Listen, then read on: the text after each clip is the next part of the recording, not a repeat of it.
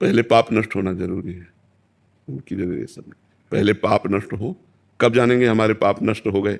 जब हमारे अंदर केवल भजन चलेगा, साइड में कुछ नहीं। अभी भजन चलता है तो साइड में भी तो चलता है भूत भविष्य का चिंतन चलता ना, बीती हुई बातों का चिंतन, आगे क्या हो जाए उन बातों का चिंतन।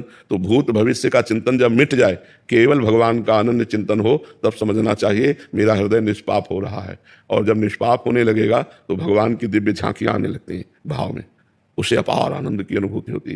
कोई कामना नहीं, कोई वासना नहीं, पर इसके लिए खूब डट के भजन करना पड़ेगा। ये बातों से तो नहीं होगा ना, भजन से होगा। भजन बिना बात नहीं बनेगी, इसलिए भजन करो। ये घंटा नाद वो योग मार्ग का है कि उसमें योगी इस स्थिति में पहुंचता है तो उसको ऐसे नाद की प्राप्ति होती है। यहाँ तो साक्षात भगवान के दर्शन होते हैं भजन करने से। तो भजन करो और भगवान का साक्षात्कार करो, यही मनुष्य जीवन का लाभ है। सुब्रता जी गुड़गांव से। राधे राधे महाराज जी। महाराज जी, कर्म, संस्कार और प्रारब्ध क्या है? ये शरीर के साथ जुड़े हैं या आत्मा के साथ? नहीं, आत्मा से कोई संबंध नहीं है, इनका शरीर से संबंध है। कर्म दो प्रकार के होते हैं, शुभ और अशुभ। शुभ पुण्य और अशुभ पाप। प्रारब्ध जो बहुत जन्मों के किए हुए शुभ अशुभ कर्म है, वो एक जगह जमा है, जिनका नाम संचित कर्म है। संचित माने एकत्रित कर्म। उन संचित कर्मों से इस जन्म के लिए जो निकाला गया भोग, उसे प्रारब्ध कहते हैं।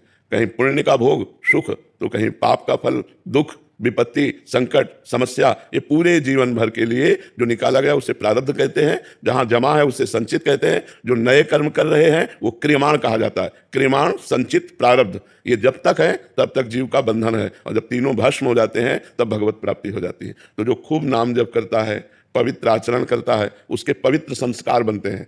जो अशुभ आचरण करते हैं, नशा करते हैं, व्यभिचार करते हैं, तो गंदे संस्कार बनते हैं। गंदे संस्कार, गंदा संकल्प, गंदा कर्म, गंदी योनि, नरकीय योनि, पशु पक्षी कीड़ा मकोड़ा, इसमें जाना पड़ता है। इसलिए खूब नाम जप करो, कोई नशा न करो, कोई गंदे आचरण न करो। तो ये नवीन कर्म आपके प्रारब्ध को भुगवा कर और जितना संचित कर्म है उसको भस्म करके आपको भगवत प्राप्ति करा देंगे, पर भजन के बिना नहीं।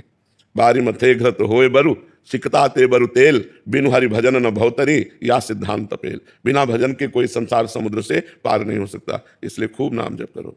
कृष्णा कुमार जी कैथल से। राधे राधे। राधे राधे महाराज जी। महाराज जी, कर्म और भजन में कौन बड़ा?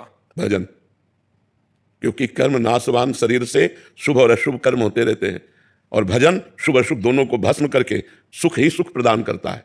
कर्म में कभी सुख है, कभी दुख है, कभी लाभ है, कभी हानि है, कभी मान है, कभी अपमान है, कभी निंदा है, कभी स्तुति है। लेकिन भजन में केवल भगवान और महासुख, वो सारे पापों को नष्ट करके वो अविनाशी पद प्रदान करता है। कर्म की ताकत नहीं कि अविनाशी पद प्रदान कर सके, भजन की ताकत है कि अविनाशी पद प्रदान करेगा। कर्म तुम्हारा अच्छा से अच्छा बनेगा तो स्वर्ग लोक जाओगे, वहां पुण्य भोग कर पुण्य छीने मृत्यु लोक की विसंति, फिर मृत्यु लोक आओगे। लेकिन अच्छा भजन बन गया तो भगवान को प्राप्त हो जाओगे। तो कर्म से बड़ा भजन है। भजन करते हुए कर्म करो तो भगवान की प्राप्ति हो जाएगी। कर्म त्यागी नहीं होता, कर्म फल त्यागी होता है।